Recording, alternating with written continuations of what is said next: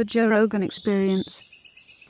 But it's a terrible thing, and obviously with these school shootings and things that are going on here at the moment. I mean, this is obviously one of the things. I watched your podcast the other day where you were discussing this with the latest one with the Florida, and I think the sort of in a way bafflement going on in this society about this is understandable.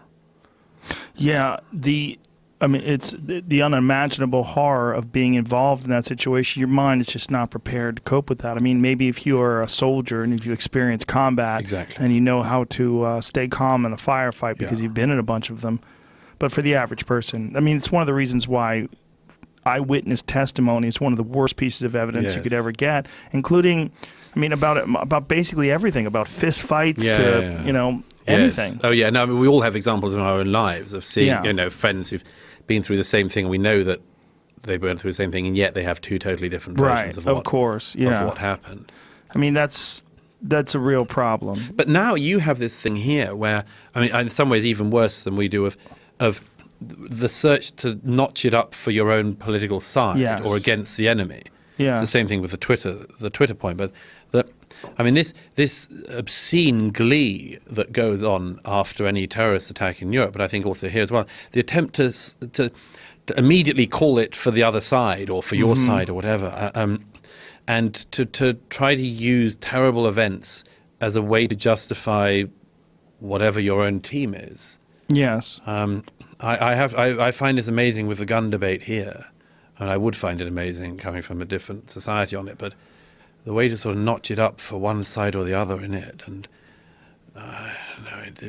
you've got a real problem on this. I've been watching a lot of it from the perspective of the gun owners and the NRA members and the people that want to defend the idea of having guns and even of arming teachers, and you're looking at their perspective on it, and their perspective on it is all about their rights, all about the Constitution, all about the Bill of Rights, all about protecting the Second Amendment, all about gun ownership being taken away, gun ownership under attack, the NRA under attack. They're coming after our guns, and this is this constant battle of ideas that's on Twitter, not addressing the actual issue. I mean, sorry. No, it's okay. I was going to say, I mean, watching this thing, arming teachers. Yeah, that's insane. I mean, this is... Samuel Jackson had a great quote about it. He put it on Twitter, like, someone tell a motherfucker who's never been in a gunfight the problems of arming a bunch of teachers. Right. Yeah, somebody said... Someone who's been in a gunfight, please tell a motherfucker who's never been in a gunfight. Somebody said anyone who thinks it's a good idea giving teachers guns has clearly never seen one try to use an overhead projector. There's Samuel Jackson. Look at that, 306,000 likes, so it was an effective tweet. This is the world we're living in. You check the number. It was only, you got 3 tweets. It can't be true. Nobody likes you. I thought there was a very pertinent one a few years ago in New York on 5th when somebody shot their colleague and outside the office. Came back as disgruntled worker, shot the colleague, and locally there were some policemen around the corner, and they came out and started firing at the guy who'd done it. Ended up wounding about 11 pedestrians. You wouldn't you? Of course. I mean, I'm not saying, by the way, we have our own problems, but I mean, this is a big problem for America. And we have more guns than we have people. I mean, I completely understand why the amendment exists, and I think it's a very good idea for the time, and I think it's a very understandable idea to hold on to it now. But why can't people say, for instance, I mean, we all have abstract ideas we have to hold on to, but we all in our countries have like weird things that other people don't understand. I mean, you might think it's odd to have a hereditary constitutional monarch, for instance. And, it is weird. It's a great way to put it. It's strange.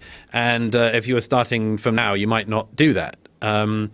But clearly with the gun ownership thing, it is, we are willing to take bad things happening quite often because we want to hold on to the Second Amendment. Well, the Second Amendment has been around forever. The bad things happening quite often is really from Columbine on. I mean, there was a few of them before. Yeah. There was the Austin, Texas tower shootings. But it seems, I mean, again, I mean, just it's such an obvious point. And I don't want to sound like a snotty Brit who's saying something about America that's not at all welcome. But it seems obvious that you could do a lot more damage with a semi-automatic rifle than you can with a knife. And most people, we see this in the terrorism as well, there are really committed terrorists who don't commit acts of violence unless they can get hold of the means to do it. Right. Because we often think, well, why don't you just like go out with a knife?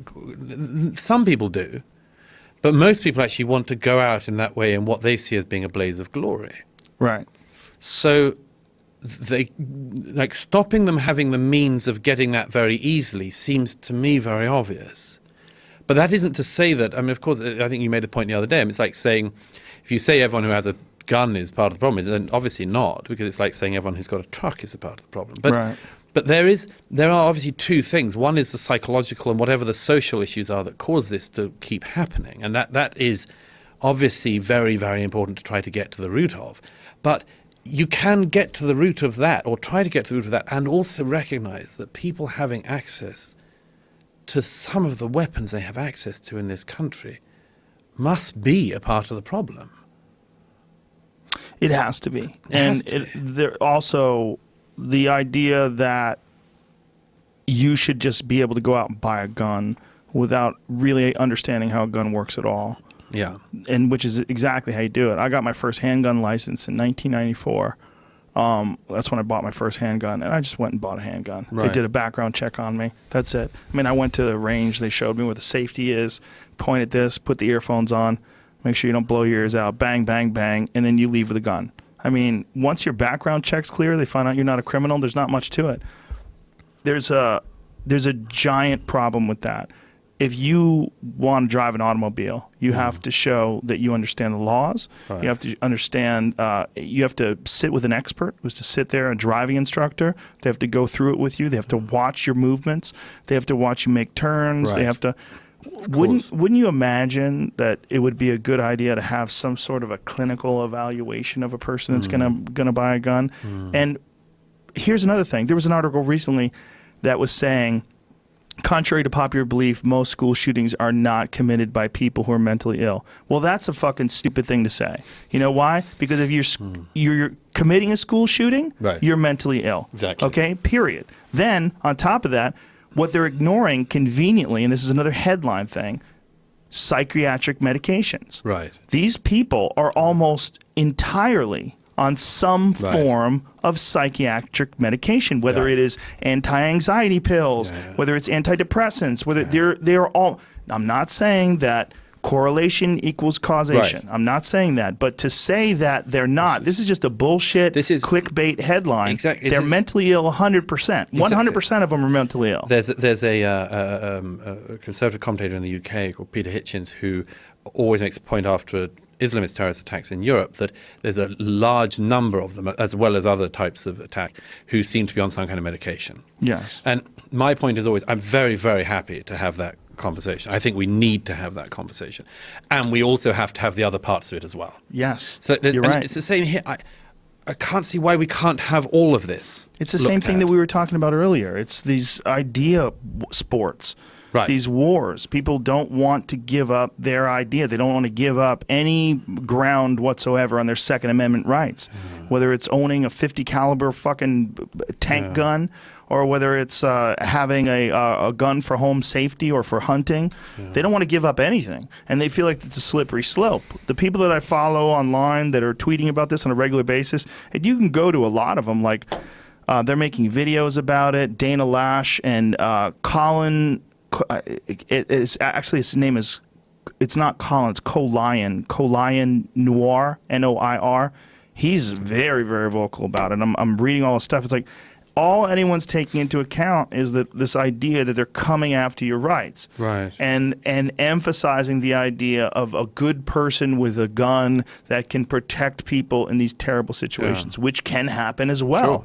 But what we have to address, that's not what we're talking about. We have to address how the fuck do these crazy people get guns? Why are so many people on mental health medications? Yeah. Well, that's a huge. It's a huge problem. I can't understand. We always have this sort of wanting to have the conversation about it, but there's very little done on it. That's one thing.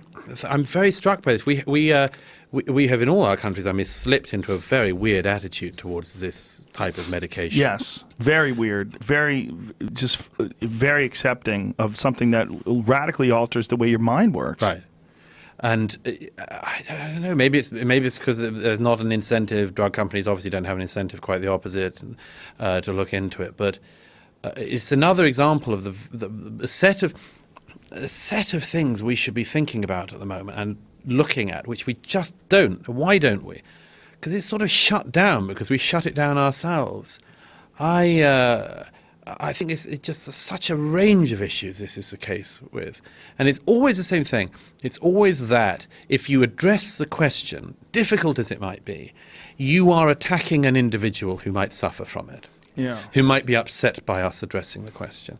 I have a lot of suspicions about all sorts of things. I'm a very, skeptical person, as it were, about things that I'm told. So I'd like to look into things. I'm amazed at the number of things in our societies that we just don't discuss. And they're all the things that we ought to be discussing.